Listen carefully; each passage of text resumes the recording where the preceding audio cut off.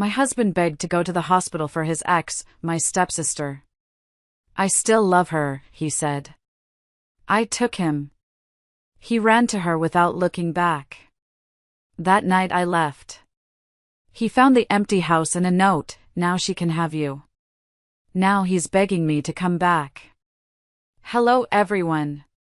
Thank you for being here with me today. Before I begin my story, I'd love to know which city you're joining us from. Please feel free to share in the comments. Now, let me take you into this story. My husband, Arthur, started to cry. Now, I'm not talking about a few dignified tears, the kind that well up in a man's eyes during a sad movie. No, this was something else entirely. These were deep, gut-wrenching sobs that shook his entire 6-foot frame, raw and ugly sounds of pure panic tearing from his throat. He begged me, his hands gripping the dashboard of our sensible sedan, his knuckles white. He pleaded with me to drive faster, to get him to the hospital. His ex-girlfriend, who also happens to be my stepsister, Brenda, had been in a terrible car accident. "Please, Jude," he choked out, his face pale and slick with a mixture of sweat and tears in the dim glow of the streetlights. "Please, just get me there. I need to be there. I still love her." I just sat there. The engine hummed, the windshield wipers swished back and forth against a light drizzle, but inside my head, there was a profound, deafening silence. The world outside, the quiet suburban street we'd lived on for 5 years, just faded into a dull, gray blur. The only thing that felt real was that sentence, hanging in the air between us like a thick, suffocating smoke. I still love her. I should have screamed. I should have pulled the car over and thrown him out onto the wet asphalt. I should have unleashed the hurricane of rage and betrayal that was suddenly brewing in my chest. But I didn't. I did nothing. I stayed silent. I just put the car in drive and took him. At the emergency room entrance, under the harsh, unforgiving fluorescent lights, he scrambled out of the car before it had even come to a complete stop. He ran, a frantic, desperate sprint toward the automatic sliding glass doors, and he never once looked back. That night, while he was sitting by her bedside, I packed my bags. When he finally came home hours later to our dark, empty house, all he found was a note on my pillow. It said, "Now she can have you." And now? Now he's blowing up my phone with dozens of calls a day, leaving rambling, desperate voicemails. He's texting me novel-length apologies, telling me he didn't mean it, that he was in shock, begging me to please come back. But to understand the end, you have to understand the beginning. You need to understand how perfect it all seemed, how safe I felt, before you can truly appreciate the spectacular, devastating way it all came crashing down. My name is Judith, but everyone who loves me calls me Jude. I met Arthur a little over 5 years ago. I was 49, he was 51. I was at a 4th of July barbecue at a mutual friend's house, feeling a little out of place. I'd been divorced for the better part of a decade and was perfectly content with my life. My career was stable, I had a great circle of friends, and I had my routines. I wasn't looking for love, in fact, I was actively avoiding it. But there he was, standing by the grill, a spatula in one hand and a beer in the other, arguing playfully with our host about the optimal number of times to flip a burger. He had this laugh, a warm, genuine sound that seemed to crinkle the corners of his kind blue eyes, and it made you want to laugh right along with him. He must have noticed me standing alone, because he ambled over with 2 plates piled high with food. "You look like you could use a burger that's been flipped a controversial 7 times, he said with a grin. He then proceeded to tell me a terrible, rambling joke about his world-famous potato salad. It wasn't the joke that got me, it was the way his eyes danced while he told it. It was the way he listened when I talked, really listened, with an intensity that made me feel like I was the only person in that crowded backyard. We talked for hours that night, long after the fireworks had faded and most of the other guests had gone home. We sat on the cool grass and talked about everything, our failed first marriages, our favorite old movies, our shared belief that cilantro tastes like soap. It was easy. It was comfortable. It felt less like a first meeting and more like picking up a conversation with an old friend. By the time I left, he had my number, and I had this dangerous little flutter of hope in my chest, a feeling I hadn't allowed myself to feel in a very long time. Our relationship moved quickly after that, but it never felt rushed. It felt inevitable. We had this incredible chemistry that went beyond just physical attraction. We finished each other's sentences. We shared the same quirky, sometimes dark, sense of humor. Within 6 months, we had moved in together, blending my collection of antique books with his modern furniture, a process that should have been stressful but instead felt like a joyful, collaborative project. We were building a life. Early on, he told me about Brenda. We were big believers in transparency, in putting all the cards on the table. He told me they had been college sweethearts, one of those epic, all-consuming, 7-year relationships that everyone, including them, thought would end in marriage. So what happened? I asked one evening, curled up on the sofa next to him. He sighed, staring off at a fixed point on the wall. Honestly? We were just kids. We wanted different things. I wanted to settle down, maybe start a family. She wanted to build her career, see the world. It just ran its course, he said with a final-sounding shrug. We grew up and grew apart. It was sad, but it was for the best. It was over 20 years ago, Jude. He didn't talk about her much after that, which I took as a healthy sign. There were no old photos tucked away in shoeboxes, no nostalgic stories that made me feel like I was being compared to a ghost. When her name did come up in conversation with old mutual friends, he spoke of her neutrally, the way you'd talk about an old coworker you wished well but had no real emotional ties to. I never once worried that she was the one that got away. I was confident in what we had. I was his present, his future. She was just a closed chapter in a book from long ago. And then, about a year into our relationship, life threw us the kind of curveball you only see in bad soap operas. My father, a widower for nearly a decade, announced that he was getting remarried. He was giddy with happiness, and I was thrilled for him. His bride-to-be was a lovely woman named Carol, a kind-hearted widow he'd met on a seniors' cruise. And Carol had a daughter. A successful lawyer, recently divorced herself. Her daughter's name, of course, was Brenda. Yes, that Brenda.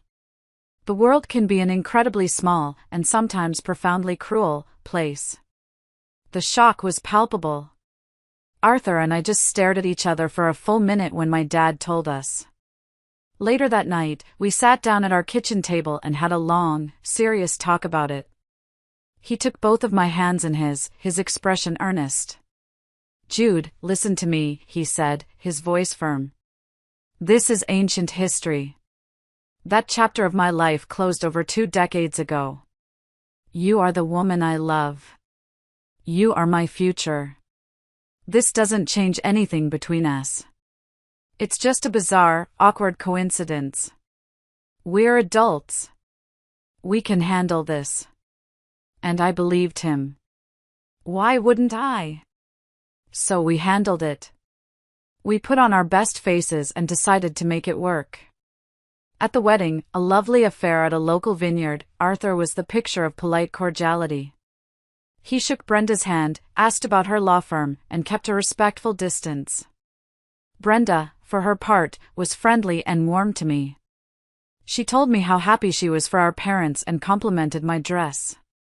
We all acted like mature, well-adjusted adults. We were family now, after all, and we were going to make the best of this strange new reality. 2 years into our relationship, Arthur proposed to me on a trip to the coast, writing "Marry me, Jude" in the sand. We got married in a simple, beautiful ceremony in our own backyard, surrounded by a small group of our closest friends and family. My dad and Carol were there, beaming. Brenda was there, too, smiling and applauding along with everyone else. Our lives settled into a beautiful, comfortable rhythm. We had a good marriage, a solid partnership built on what I thought was unshakable trust and mutual respect. I honestly felt like the luckiest woman in the world. Looking back now, I can see I wasn't lucky. I was just profoundly, tragically blind. The first crack in our perfect picture was so small I almost missed it. It appeared about a year ago, at my dad and Carol's 5th anniversary dinner. It was a small gathering at a fancy Italian restaurant downtown, just the 4 of us and Brenda. The evening started out pleasantly enough. The wine was flowing, and we were all laughing and sharing stories about my dad's terrible attempts at gardening.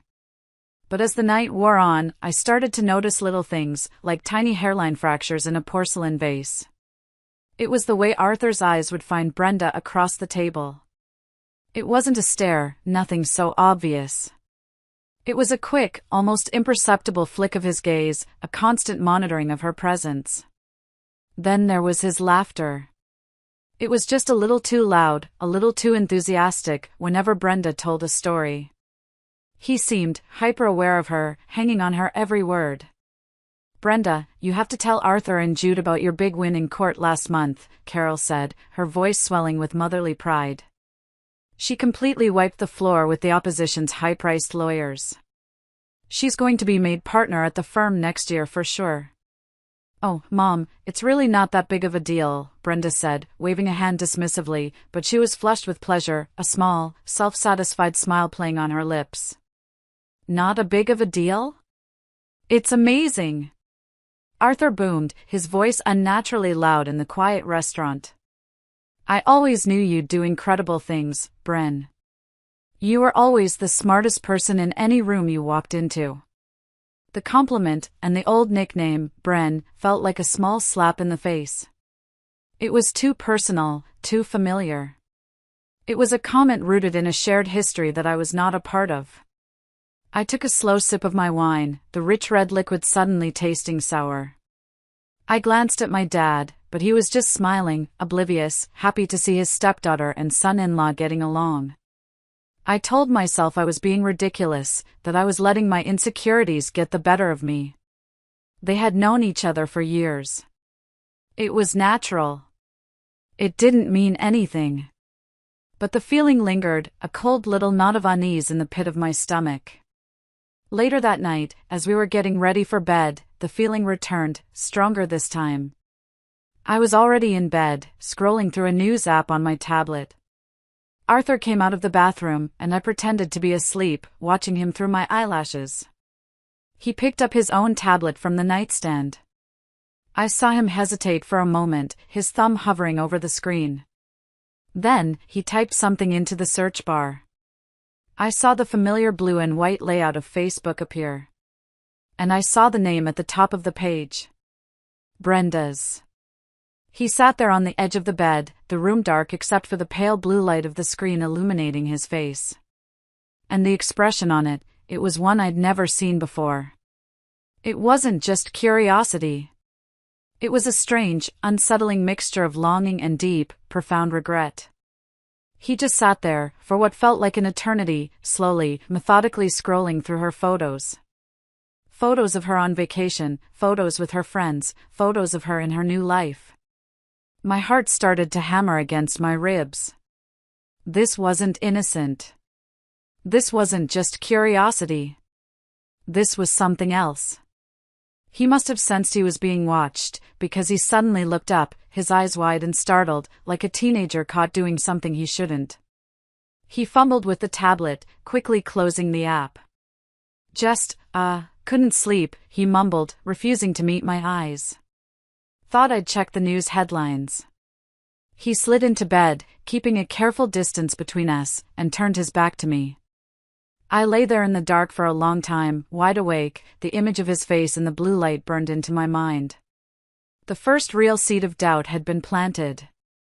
And I had a terrible, sinking feeling that it was already starting to grow roots. Over the next few months, the distance between us grew.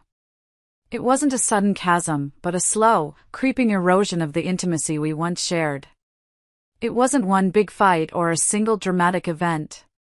It was a series of small, almost imperceptible shifts that, when added together, amounted to a tectonic change in the landscape of our marriage. Arthur started working late more often. At first, the excuses were plausible. A big project with a tight deadline. A new client that required extra attention. I was supportive, of course. I'd keep dinner warm for him, greet him with a hug when he finally dragged himself through the door, his face etched with exhaustion. But soon, working late became the new normal, happening 2, then 3, then 4 nights a week. When he was home, he was absent. A ghost at our dinner table. He'd be sitting right next to me on the sofa in the evening, the television flickering in the dark, but his mind was a million miles away. He'd stare into space, a thoughtful, distant expression on his face. "What are you thinking about?" I'd ask softly, trying to gently pull him back to me. He'd blink, as if being woken from a deep dream. "Oh," he'd say, forcing a smile that never quite reached his eyes. "Nothing important. Just work stuff. The usual." Our conversations, once the lifeblood of our relationship, became shallow and functional. We talked about the weather, about the leak in the upstairs bathroom, about which one of us needed to pick up milk on the way home. The easy, comfortable silence we once cherished, where we could sit together for hours without saying a word and still feel completely connected, now felt heavy, fraught with unspoken tensions and unanswered questions. His phone became a third party in our marriage. It used to be a tool, something he'd leave lying casually on the kitchen counter or the arm of the sofa. Now, it was an extension of his hand. It was always with him, in his pocket or placed screen down on the table beside him. I'd catch him smiling at something on the screen, a private little smile that wasn't for me. If I walked into the room while he was texting, he'd quickly lock the screen and put the phone away, his movements just a little too fast, a little too furtive. I'm not proud of what I did next, but the suspicion was eating me alive. It was a corrosive acid, dissolving the trust that had once been the bedrock of our relationship. One night, while he was in the shower, the sound of the water drumming against the tiles providing cover, I gave in. My hands were trembling as I picked up his phone from the nightstand. My heart pounded in my chest, I felt like a criminal in my own home. I guessed his password, our wedding anniversary, the irony of which was not lost on me, and my breath hitched when the screen unlocked. I scrolled through his messages, my stomach in knots. I was looking for a name. Brenda. But there was nothing. I checked his call log. Nothing. His emails. Nothing. In fact, his message history seemed almost pristine. Too clean. As if it had been carefully, deliberately wiped. The discovery brought me no relief. It was a void of evidence, which in its own way felt more damning than finding an incriminating text. It both relieved me and made me even more suspicious, which I know is completely irrational. I put the phone back exactly where I found it, my guilt mixing with a fresh wave of anxiety. I tried to fight it. I tried to bridge the gap that was widening between us. I planned date nights to our favorite restaurants, hoping to recapture some of the old magic. I'd cook his favorite meal, lasagna, and open a bottle of good red wine. And sometimes, for a brief, glorious moment, I'd get a glimpse of the old Arthur. He'd laugh at one of my jokes, a real, genuine laugh that reached his eyes. He'd reach for my hand across the table, his thumb stroking my knuckles in that familiar, comforting way. He'd pull me close on the sofa while we watched a movie. In those moments, I would allow myself to hope. I'd tell myself that this was just a phase, a rough patch that all married couples go through. But those moments never lasted. Like a sunbeam disappearing behind a cloud, he'd inevitably retreat back into the quiet, distant world inside his own head, leaving me feeling more alone, more lost, than ever before. The loneliness was the worst part. There is no loneliness more profound than lying in the dark next to the person you love, separated by an invisible, impenetrable wall of silence. I would lie awake for hours, listening to the sound of his steady breathing, and wonder, who is this man next to me? The man I had married, the man I thought I knew better than my own heart, was slowly but surely becoming a stranger. The moment I knew, truly knew, that I wasn't just being an insecure, paranoid wife came on a Tuesday.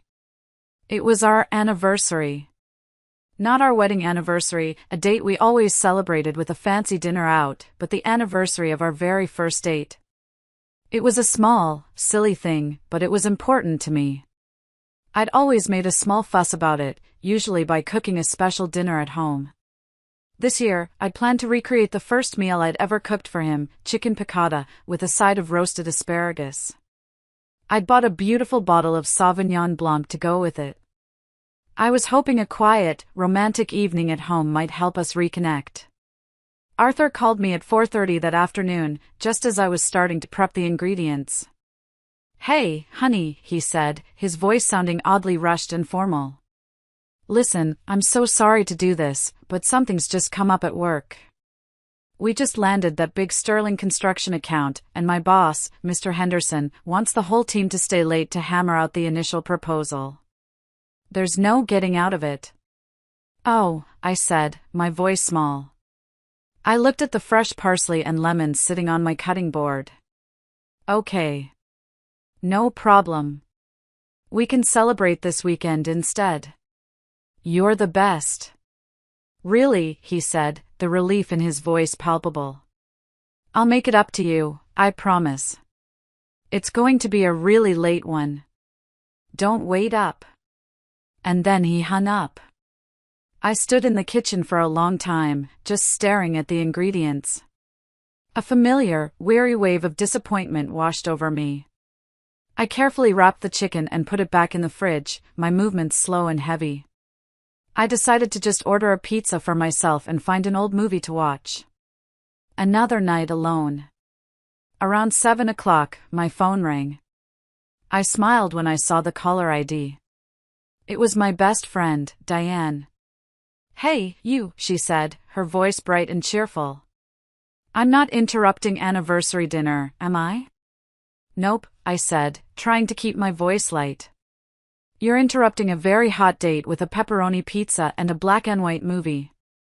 Arthur had to work late. A big new account just came in. There was a pause on the other end of the line. A beat of silence that lasted just a little too long. "Work late?" "That's weird," Diane said, her voice suddenly cautious. "What do you mean, weird?" I asked, a cold knot of dread instantly forming in my stomach. "Well," she began slowly, "I had to take my mom to a doctor's appointment this afternoon, way out in the suburbs. On my way home, I took that back road by Willow Lake to avoid the highway traffic. And I saw Arthur's car. My blood ran cold." "His car? By the lake? Are you sure?" "Positive," she said. "It's that dark green SUV with the dent in the bumper, right? It was parked outside that little independent coffee shop, the Daily Grind." I almost called out to him, but he looked like he was in the middle of a really intense conversation with someone, so I didn't want to interrupt. The Daily Grind. That coffee shop was a good 30-minute drive from his downtown office, in the complete opposite direction of our house. It was, however, only 10 minutes from the neighborhood where Brenda lived. My voice was barely a whisper. Who was he with, Diane?" I couldn't see her face clearly, Diane said, and I could hear the deep concern in her voice now. They were sitting at one of the outdoor tables. It was a woman with blonde hair. "Jude, are you okay?"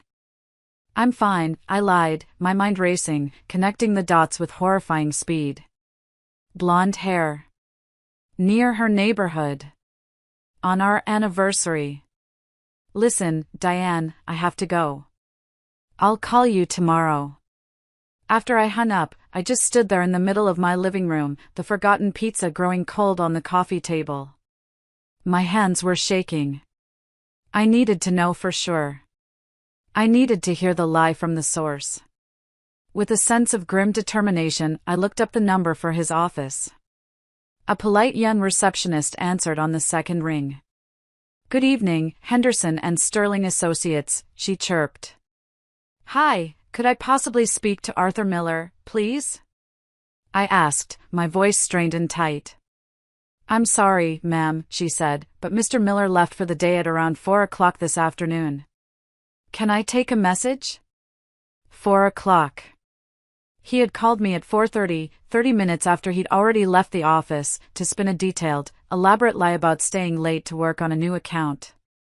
The lie was so blatant, so careless. He hadn't even bothered to cover his tracks properly. The cold knot in my stomach tightened into a hard, painful stone. He wasn't at work. He was with her. On our anniversary.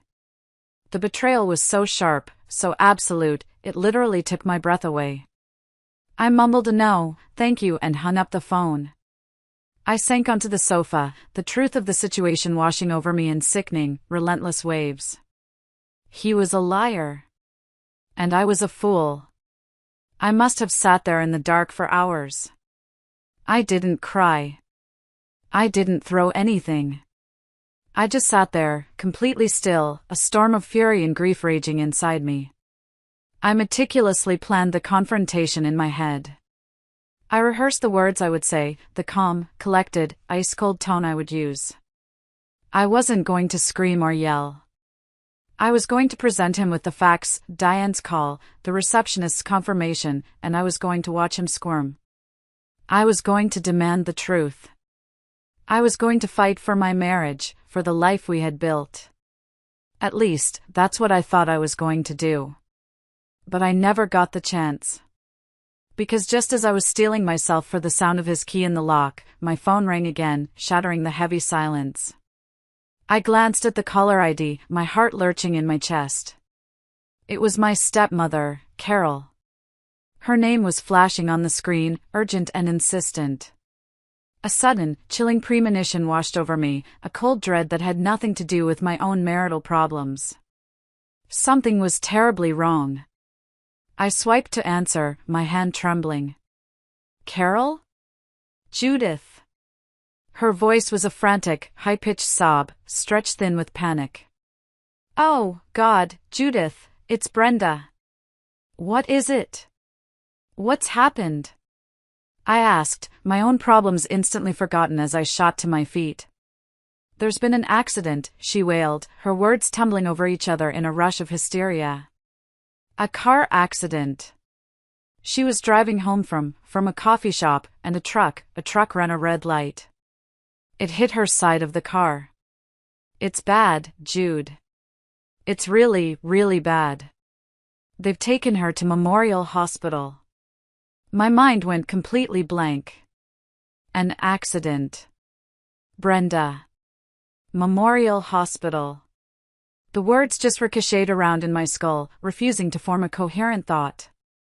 My own white-hot anger, my own deep-seated betrayal, felt so petty and insignificant in the face of this. I'm on my way, I said automatically, already grabbing my keys and my purse. My first instinct, even then, was to call Arthur. He was her family, too, in our strange, tangled way. He needed to know. I dialed his number, my fingers feeling clumsy and numb. He picked up on the first ring. Jude? Is everything okay? He asked. His voice sounded normal. Too normal. As if he hadn't just spent the evening lying to my face. As if he wasn't, at that very moment, probably composing his next lie for when he got home. I didn't have the time or the energy for accusations. It's Brenda, I said, my voice flat and cold. She's been in a car accident. A bad one. They've taken her to Memorial. The silence on the other end of the line was deafening. And then I heard it. A sharp, ragged intake of breath, followed by a sound that was half gasp, half strangled sob.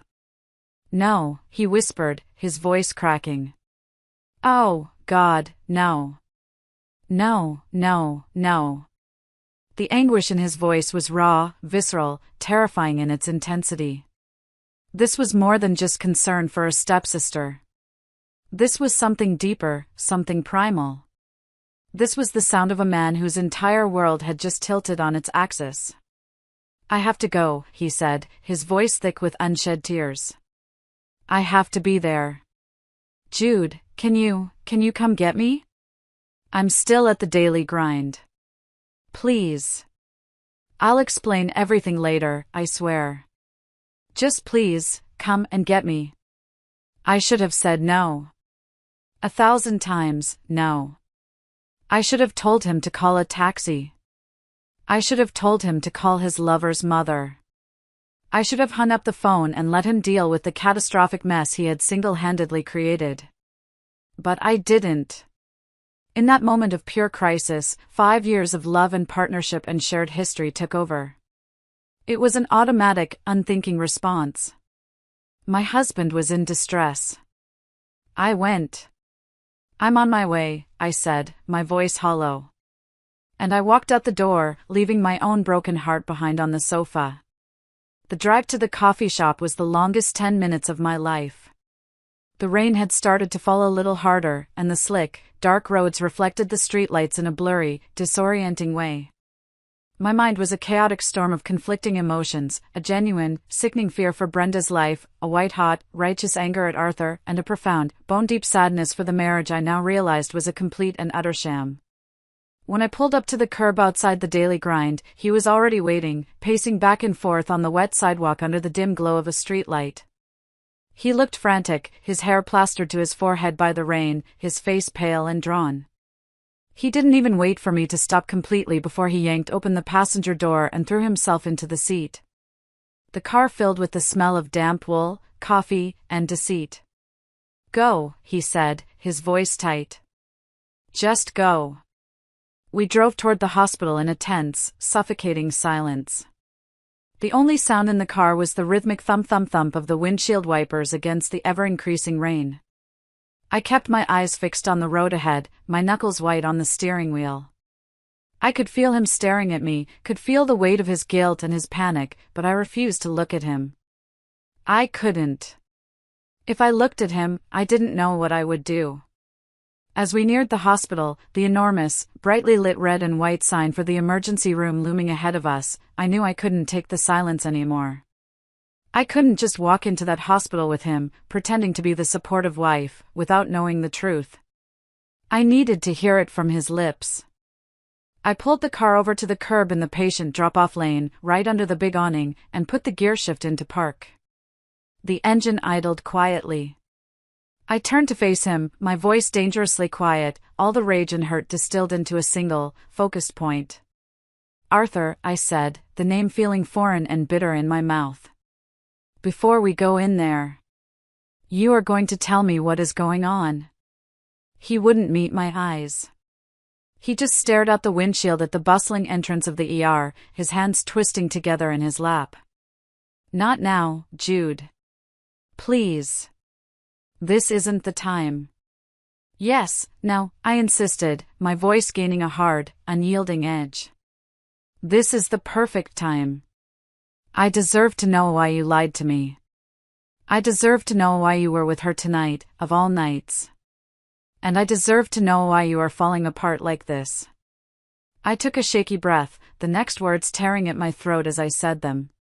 "This is more than just concern for a stepsister, isn't it?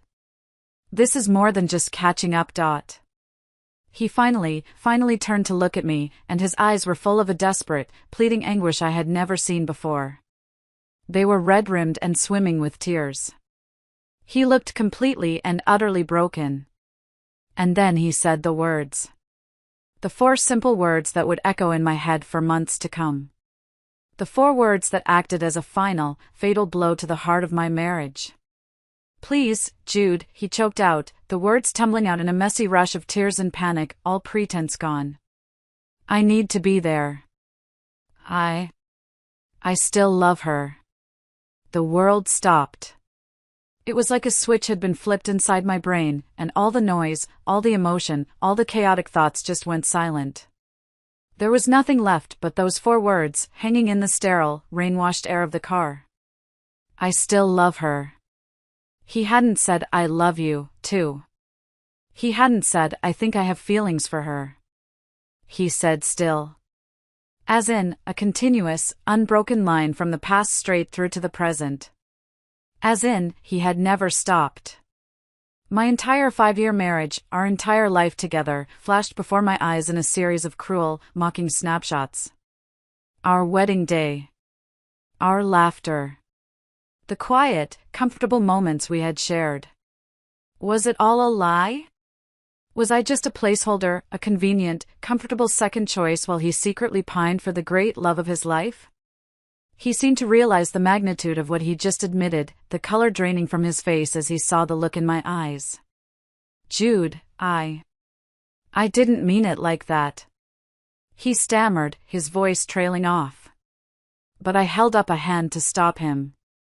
I couldn't hear any more lies. Not now.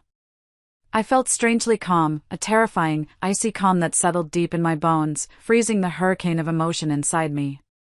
I put the car back in drive. Go to her, Arthur, I said, my voice flat and devoid of any and all emotion. It sounded like a stranger's voice. She needs you. He hesitated for a fraction of a second, his mouth opening and closing like a fish out of water, as if he wanted to say something more. But the pull of the hospital, the pull of her, was stronger than any words he might have had for me. He fumbled with the door handle, then scrambled out of the car, slamming the door behind him. I didn't drive away immediately. I just sat there, watching him in my rearview mirror. He ran. He didn't walk, he didn't jog. He sprinted toward those automatic sliding glass doors as if his own life depended on reaching her side. He never once looked back.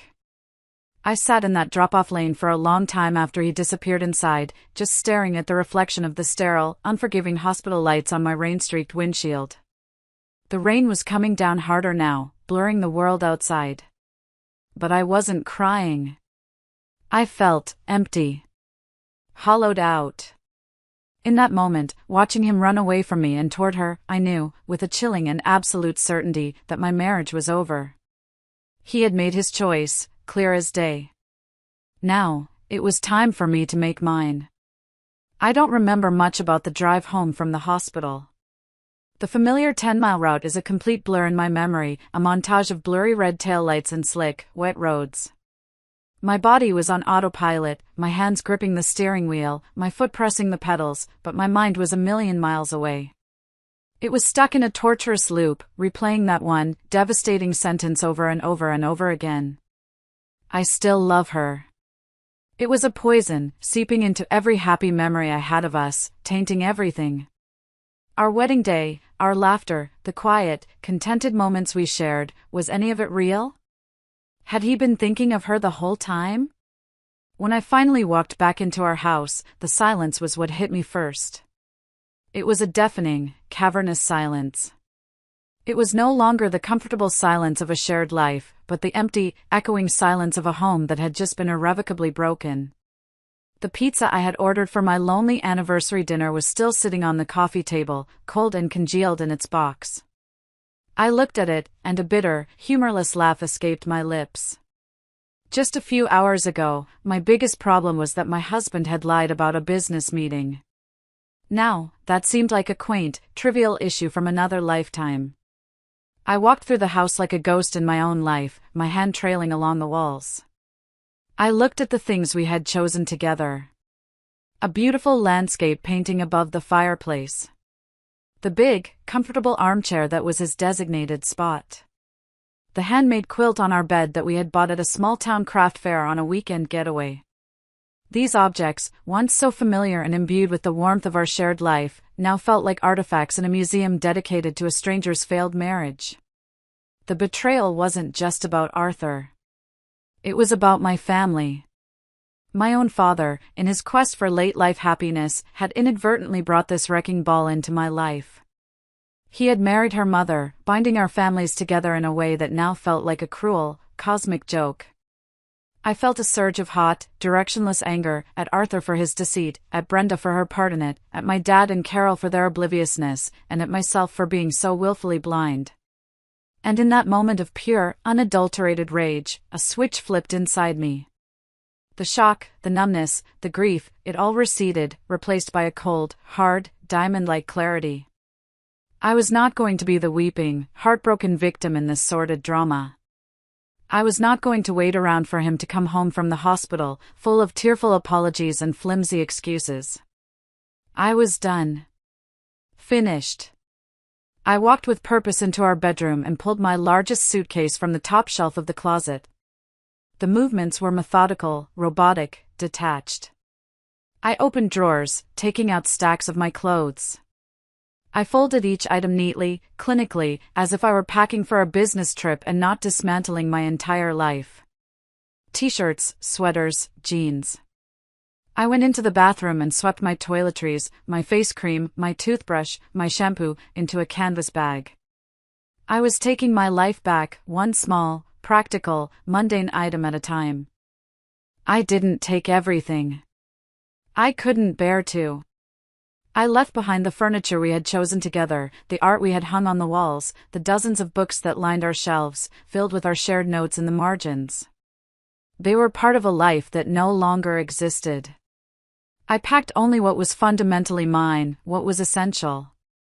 As I worked, my mind was blessedly quiet. There were no tears, no raging thoughts. There was only a singular, driving purpose, to get out. Before I zipped the suitcase, I went back into the bedroom. I took a piece of plain white paper and a pen from the drawer of the nightstand. My hand was perfectly steady as I wrote 4 simple, brutal words. Now she can have you. I folded the note once and placed it squarely in the middle of his pillow, right where his lying head would have been. I took one last, sweeping look around the house that had been my home, the place where I had felt so safe and so deeply loved. Now, it just felt like a stage set for a play that had reached its tragic, inevitable conclusion. I picked up my suitcase, which suddenly felt both incredibly heavy and wonderfully light. I walked out the front door, closing it softly behind me. I didn't slam it. I didn't want to give him the satisfaction. I just closed it, and with the soft click of the lock, I closed the door on my marriage forever. I got in my car and drove, my destination the only safe harbor I could think of. I called my old friend Walter. He was a kind, quiet architect who had been my friend since long before I had met Arthur. Walter, I said, my voice sounding surprisingly steady, even to my own ears. I know it's late, and I'm so sorry to ask, but can I come over? I need a place to stay for a little while. He didn't ask a single question. That's the kind of friend he is. Of course, Jude, he said simply, his voice warm and calm. The guest room is always ready for you. The door's unlocked. Drive safe. As I turned onto his quiet, tree-lined street, I finally reached for my phone and held my thumb over the power button. I took one last look at the dark screen, then pressed down until it went black. I couldn't face the inevitable barrage of calls and texts that I knew would be coming. I didn't want to hear his excuses or his half-hearted apologies. I needed silence. I needed to breathe. For the first time in months, I felt like I was in control of my own life. It was a terrifying feeling, but it was also profoundly, breathtakingly liberating. The life I had known was over. A new, uncertain one was just beginning. If you're still listening, please help me out by liking this video and commenting with the number 1 down below. It lets me know that you've given me a like and that you're here with me on this journey. Your support means more to me than you know. It truly does. So please, comment with the number 1 and let me tell you what happened next. For 3 days, I lived in a self-imposed exile, a bubble of silence. I kept my phone off, tucked away in the bottom of my purse like a dormant threat. Walter's guest room was small and simple, with a window that looked out onto his quiet, peaceful backyard. It was my sanctuary. Walter was the perfect host for a woman whose world had just been shattered. He was a quiet, gentle presence. He'd make a pot of coffee in the morning and leave a mug for me on the counter. He'd make an extra sandwich at lunch and leave it on a plate in the fridge. And then he would just let me be. He knew I didn't want to talk, didn't want to be peppered with questions or offered well-meaning but useless advice. He gave me the priceless gift of space. I spent most of my time sitting on his back patio, a blanket wrapped around my shoulders, watching the squirrels chase each other up the old oak tree. I felt numb. The initial volcanic eruption of pain and anger had subsided, leaving a hollow, echoing ache in its place. It felt like a part of my body had been amputated without anesthesia, and I was just beginning to learn how to live with the raw, gaping wound and the phantom limb that would ache for a life that was no longer there. On the fourth morning, I woke up knowing I couldn't hide from the world forever. The numbness was beginning to recede, and the practical realities of my situation were starting to seep in. I needed to face the fallout. With a deep, fortifying breath, I retrieved my phone from my purse, plugged it in, and turned it on. It was like opening a floodgate. The device buzzed and pinged relentlessly for what felt like a full minute, the screen lighting up with a dizzying cascade of notifications. 47 missed calls from Arthur. 93 text messages. A handful of missed calls from my dad and Carol. I started with the texts from Arthur, my heart a dull, heavy stone in my chest. Reading them in chronological order was like watching a man's psyche unravel in real time. The first few, from the night I left, were laced with confusion and a hint of angry entitlement. Where are you? I came home and you're gone. Jude, this isn't funny. Your stuff is gone. Pick up the damn phone. What the hell is this note supposed to mean? Call me. Now. Then, as the hours had passed and I hadn't responded, the tone had shifted to frantic, panicked worry. Okay, I'm getting worried. Please, just text me and tell me you're safe. I'm calling everyone. Your dad is worried sick. He said you're not answering his calls either. Just answer me. Jude, whatever you're thinking, it's not what it looks like. We need to talk. This is all a huge misunderstanding. And finally, in the last day or so, the messages had become desperate, pleading, pathetic. I made a mistake. A terrible, stupid, unforgivable mistake. I know that. I wasn't thinking. I was in shock about Brenda.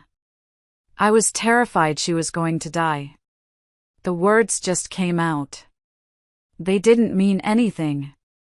I love you, Jude. You're my wife. You're my life. It's always been you. Please come home. The house is so empty without you. I can't do this without you. I'm nothing without you.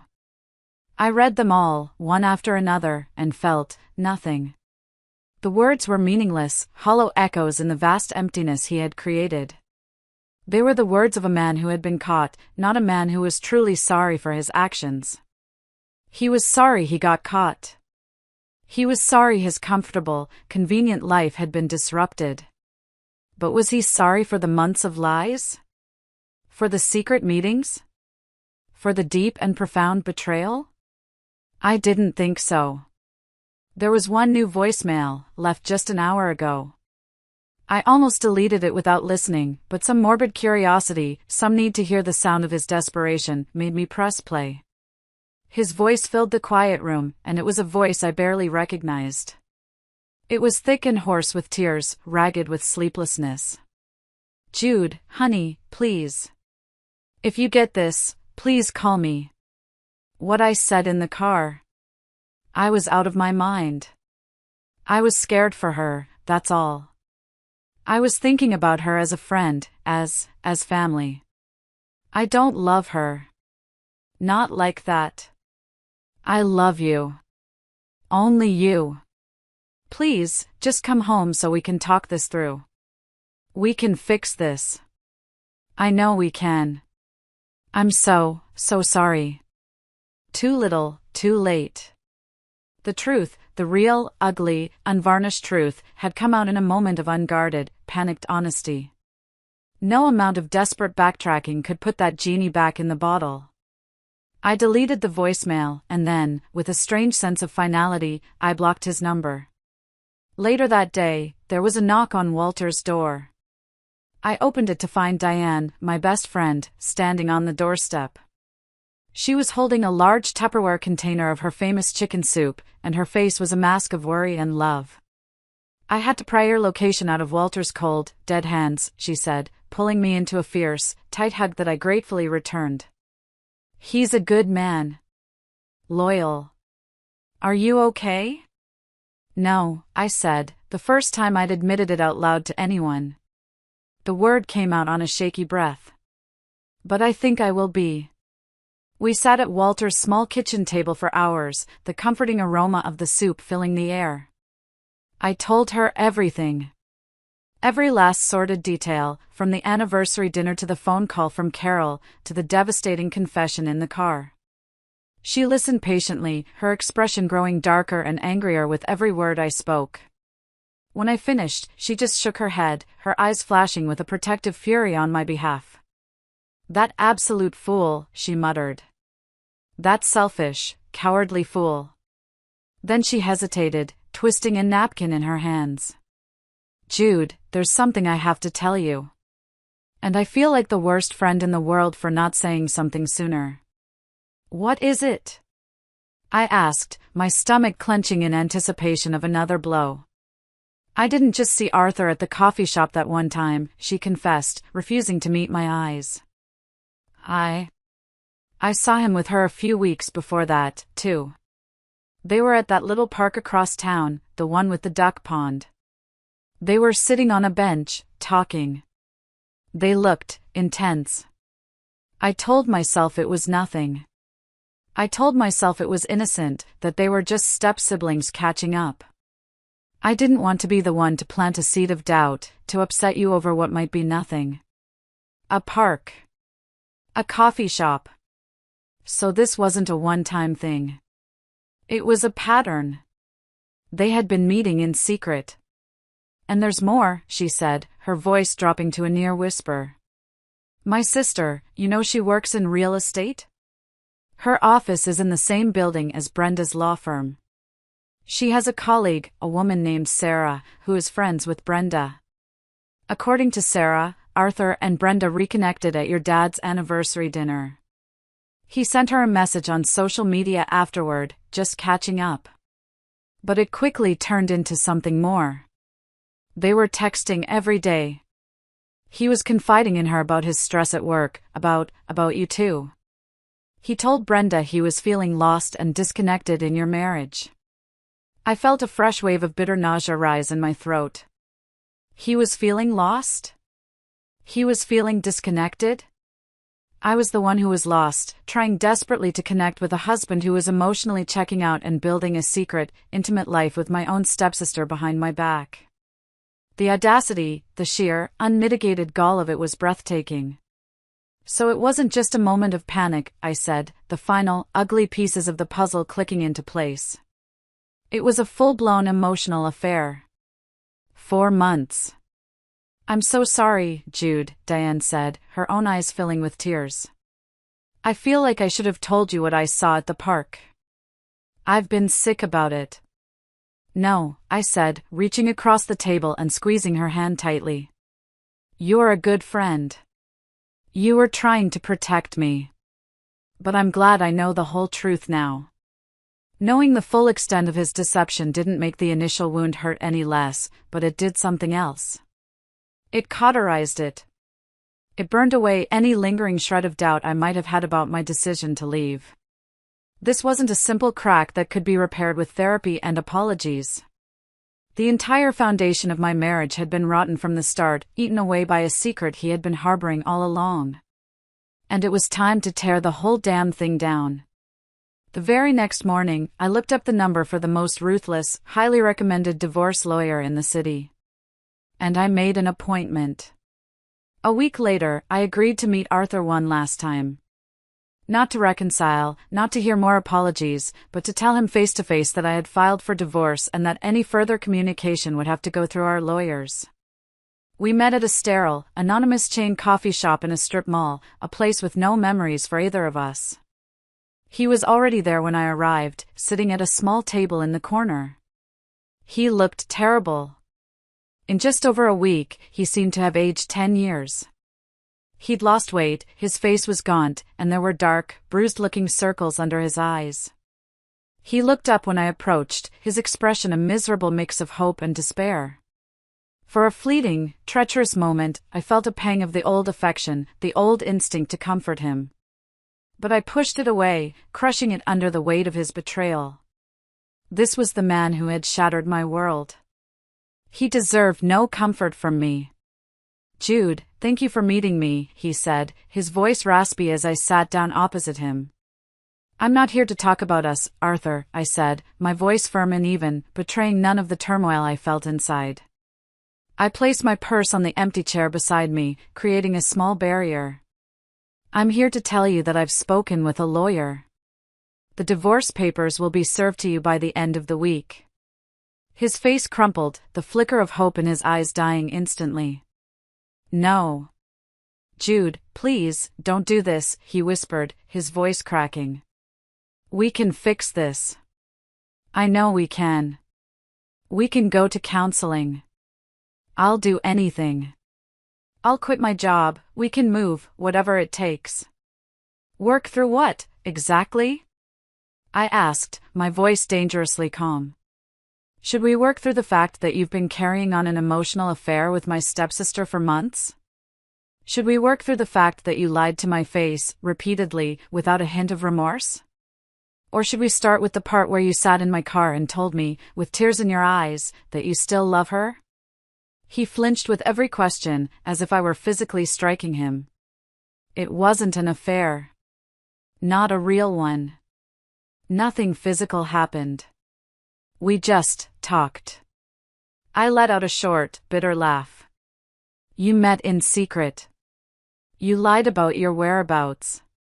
You shared intimate details about our marriage, our private life, with another woman. A woman who happens to be my stepsister. If you need a dictionary, Arthur, I can assure you that is the very definition of an emotional affair. The lack of physical intimacy doesn't make it any less of a betrayal. In some ways, it makes it worse." I was confused, he pleaded, leaning forward, his hands outstretched on the table as if to reach for mine. I instinctively pulled my own hands back into my lap. The nostalgia, seeing her again as family, it just got the better of me. It was a mistake, a terrible lapse in judgment. "But it's you I love, Jude. I was a fool, I know that. But don't throw away 5 years of marriage, 5 years of a good life, because of my stupidity." I looked at him, really looked at him, and I felt nothing but a cold, sad finality. The man I loved was gone. Or perhaps, more accurately, the man I thought I loved had never really existed in the first place. "This isn't just about your stupidity, Arthur," I said, my voice softening slightly, not with pity, but with the quiet certainty of closure. "This is about trust. The very foundation of a marriage. And you have systematically, deliberately, and completely destroyed it. The problem isn't that you fell out of love with me. The problem is that in your moment of crisis, when your past came crashing into your present, your first and only thought was of her, not of me, not of us.